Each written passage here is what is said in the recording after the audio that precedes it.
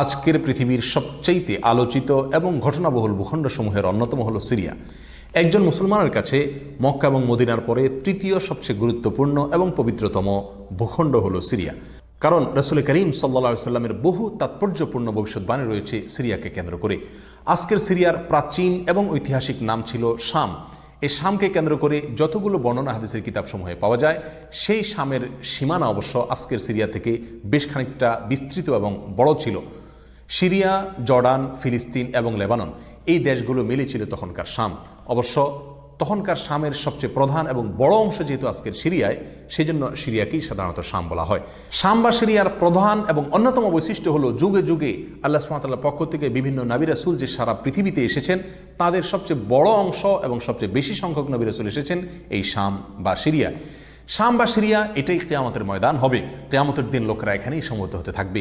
এর বাইরেও শাম বা সিরিয়া প্রসঙ্গে রাসূল করিম সাল্লাল্লাহু আলাইহি ওয়াসাল্লামের আরও অনেক গুরুত্বপূর্ণ মন্তব্য এবং বক্তব্য রয়েছে। সামান্য কয়েকটি বক্তব্য আজ আপনাদের সম্মুখে আমরা পেশ করতে চাই।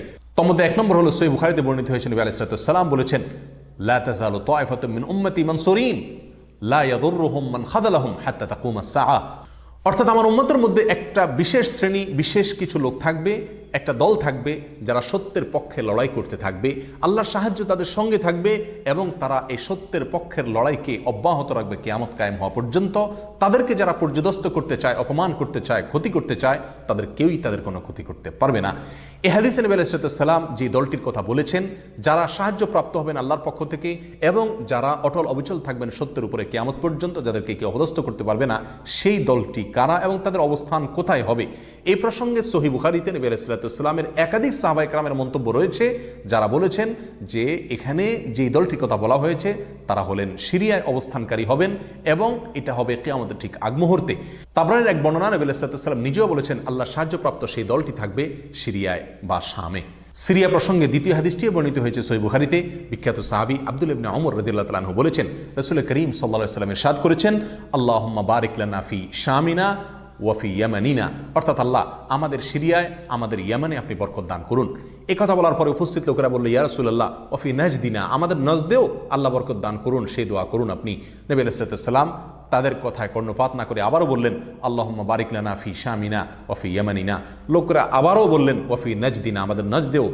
নবী আলাইহিস সালাম তখনও একই কথার পুনরাবৃত্তি করলেন এবং পরিশেষে বললেন, নাজদ সেই জায়গায় তো ফেতনা ফাসাদ হবে, সেখানে তো হত্যা মারামারি খুনাখুনি হবে, সেখানে তো ভূমিকম্প দেখা দিবে এবং সেখান থেকে তো শয়তানের শিং উত্থিত হবে, সেখান থেকে তো শয়তানের শিংয়ের আবির্ভাব ঘটবে, বের হবে। এখানে নাজদ বলতে কোন এলাকাকে বোঝানো হয়েছে, এই প্রসঙ্গে মুহাদ্দিসিন একরামের বেশিরভাগের মন্তব্য হলো নাজদ বলতে ইরাককে বোঝানো হয়েছে। নাজদ বলা হয় উঁচু অঞ্চলকে, আরবের বিভিন্ন অঞ্চলকে নাজদ বলা হয়। হেজাজ এটাকেও নাজদ বলা হয়, যেটা সৌদি আরবের ভিতরে, আর ইরাককেও নাজদ বলা হয়। সহিহ বুখারীর বিশ্ববিখ্যাত ব্যাখ্যাতা আল্লামা কিরমানী রাহমাহুল্লাহ এবং আল্লামা খাত্তাবী রাহমাহুল্লাহ এবং আল্লামা ইবনে আব্দুল বার রাহমাহুল্লাহ সহ অনেক বড় বড় মুহাদ্দিসিন একরাম এবং হাদিসবিদগণ মন্তব্য করেছেন যে হাদিসের শেষ অংশে নবী আলাইহিস সালাম যে নাজদ প্রসঙ্গে মন্তব্য করেছেন, সেখানে নাজদ বলতে ইরাককে বোঝানো হয়েছে। হাদিসের সবচেয়ে বড় সমাহার কানজুল উম্মালে আবু নাঈমে বর্ণিত নবী আলাইহিস সালামের এক হাদিসে পরিষ্কারভাবে নবী আলাইহিস সালাম নিজেই বলে দিয়েছেন এখানে নাজদ বলতে ইরাককে বোঝানো হয়েছে। যাই হোক, এই হাদিস থেকে আমরা বুঝতে পারলাম বরকত নবী আলাইহিস সালাম চেয়েছেন আল্লাহর কাছ থেকে এই শাম বা সিরিয়ার জন্য। তাহলে এই শাম বা সিরিয়া এটা গুরুত্বপূর্ণ একটি জায়গা এবং নবী সাল্লাল্লাহু আলাইহি ওয়াসাল্লামের কাছে খুবই প্রিয়, আল্লাহর কাছে খুবই তাৎপর্যপূর্ণ একটি ভূখণ্ড। তৃতীয়ত যে হাদিসটি আমরা এই প্রসঙ্গে পেশ করতে চাই, সেটি বর্ণিত হয়েছে সুনানে আবু দাউদে এবং মুসনাদে আহমদে। নবী আলাইহিস সালাম থেকে বর্ণনা করেছেন আব্দুল্লাহ ইবনে হাওয়ালা রাদিয়াল্লাহু তাআলা আনহু, তিনি বলেন যে রাসূল করিম সাল্লাল্লাহু আলাইহি ওয়াসাল্লাম আমাকে বলেছেন, দেখো যখন তুমি দেখবে যে খেলাফত পবিত্র ভূমিতে অবতরণ করেছে, নেমেছে, এসেছে, প্রতিষ্ঠিত হয়েছে, তখন তুমি ধরে নিবে যে কিয়ামত খুবই সন্নিকটে এসে গেছে।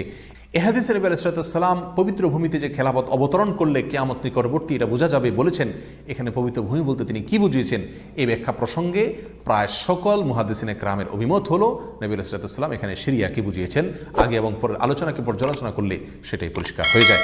সিরিয়া প্রসঙ্গে চতুর্থ যে হাদিসটি আমরা পেশ করতে চাই, সেটি সুনান তিরমিজিতে বর্ণিত হয়েছে। সেই হাদিস থেকে বোঝা যায় নবী আলাইহিস সালাম সিরিয়াকে গোটা মুসলিম বিশ্বের জন্য হৃৎপিণ্ড হিসেবে অভিহিত করেছেন, মন্তব্য করেছেন। তিনি বলেছেন, সিরিয়ার লোকেরা যখন খারাপ হয়ে যাবে, মন্দ এবং খারাপ দিক যখন সিরিয়ার লোকদেরকে গ্রাস করবে, ছেয়ে যাবে, তখন তোমরা ধরে নিবে পৃথিবীর কোনো জায়গায় আর কোনো ভূখণ্ডে মুসলমানদের মধ্যে আর কোনো কল্যাণ অবশিষ্ট নেই। অর্থাৎ হৃৎপিণ্ডের মতো সিরিয়ার মানুষের মধ্যে যখন পচন ধরবে তখন গোটা দেহে, গোটা মুসলিম বিশ্বের মধ্যেই পচন তার আগেই ধরে গেছে, এটা পরিষ্কারভাবে বোঝা যাবে।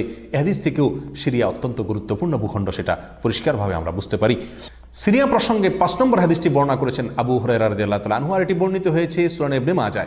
নবী আলাইহিস সালাম বলেছেন, একটা সময় আসবে যখন গোটা বিশ্বে বড় বড় যুদ্ধ বিগ্রহ সংগঠিত হবে, বিশ্বজুড়ে যখন বড় বড় যুদ্ধ দেখা দিবে, তখন মাওয়ালিদের অর্থাৎ নওমুসলিমদের একটি দল আল্লাহর পক্ষে, সত্যের পক্ষে, আল্লাহর দ্বীনের জন্য লড়াই করতে থাকবে এবং তখনকার আধুনিক যত অস্ত্রশস্ত্র এগুলিতে তারা সজ্জিত থাকবেন এবং সত্যের পক্ষে লড়াই করতে থাকবেন।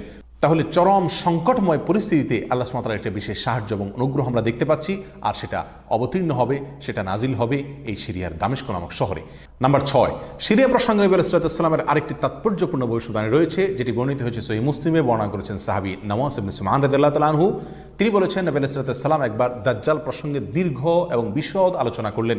একটা পর্যায়ে এসে তিনি বললেন, কিয়ামতের পূর্বে আল্লাহর নবী ঈসা আলাইহিস সালাম যে আসমান থেকে অবতরণ করবেন পৃথিবীতে, তিনি অবতরণ করবেন মূলত সিরিয়ার দামেস্ক নামক শহরের, বর্তমান যে রাজধানী সেই দামেস্ক শহরের পূর্ব অঞ্চলের একটি উঁচু এবং সাদা মিনারায় তিনি অবতরণ করে দুনিয়াতে আসবেন। এসে সারা পৃথিবী জুড়ে তাণ্ডব চালানো দাজ্জালের বিরুদ্ধে তিনি লড়াই করবেন এবং সিরিয়ার এই লুদ নামক জায়গায় তিনি দাজ্জালকে হত্যা করবেন। একজন মুসলমানের কাছে যে সিরিয়ার ভূখণ্ডটি অত্যন্ত তাৎপর্যপূর্ণ তা পরিষ্কারভাবে হাদিসের মাধ্যমে ফুটে ওঠে। নাম্বার 7, তিরমিজি বর্ণিত এক হাদিসে আসছেন, নবী আলাইহিস সালাম ইরশাদ করেছেন, কিয়ামতের পূর্বে ইয়েমেনের হাজরামাউত নামক শহরে সেখানে আগ্নোৎপাত দেখা দিবে, আগ্নেয়গিরি দেখা দিবে এবং সে আগুন মানুষকে ধাওয়া করতে থাকবে। সেই পরিস্থিতি আসলে কিয়ামতের ঠিক পূর্ব মুহূর্তে আমরা কি করব, এই প্রসঙ্গে সাহাবা ইকরাম নবী আলাইহিস সালামের কাছে দিক নির্দেশনা চাইলে তিনি বললেন, আলাইকুম বিশাম, তোমরা শাম বা সিরিয়ায় গিয়ে আশ্রয় নিবে। অন্য এক হাদিসে আসছেন, নবী আলাইহিস সালাম বলেছেন, একটা সময় আসবে যখন 3টা জায়গায় একসঙ্গে যুদ্ধ চলবে, সিরিয়ায় এবং ইয়েমেনে এবং ইরাকে। একজন সাহাবী প্রশ্ন করলেন, ইয়া রাসূলুল্লাহ, আমাকে ওই সময় আপনি কোন পক্ষের হয়ে লড়াই করার জন্য নির্দেশ করবেন? নবী আলাইহিস সালাম বলেছেন, তুমি শামের হয়ে অর্থাৎ সিরিয়ার হয়ে তুমি লড়াই করবে, আর যদি সিরিয়া হয়ে লড়াই করার সামর্থ্য তোমার না থাকে তাহলে ইয়েমেনের পক্ষ তুমি অবলম্বন করবে। এই হাদিসে একেবারে পরিষ্কারভাবে সিরিয়ার গুরুত্ব এবং তাৎপর্য আমাদের কাছে ফুটিয়ে তুলছে। নাম্বার 8, মুসনাদ আহমদ সহ বহু হাদিসের কিতাবে বর্ণিত হয়েছে, কিয়ামতের পূর্বে যে আগ্নেয়গিরি দেখা যাবে, যে আগ্নোৎপাত দেখা দিবে, সে আগুন মানুষকে ধাওয়া করতে থাকবে এবং সারা পৃথিবীর মানুষকে ধাওয়া করতে করতে করতে একটা জায়গায় একত্রিত করবে, আর সেটি হলো সিরিয়া। নবী আলাইহিস সালামের ভাষায় আরদুল মাহশারি ওয়াল মানশার, অর্থাৎ সিরিয়াই হবে কিয়ামতের ময়দান।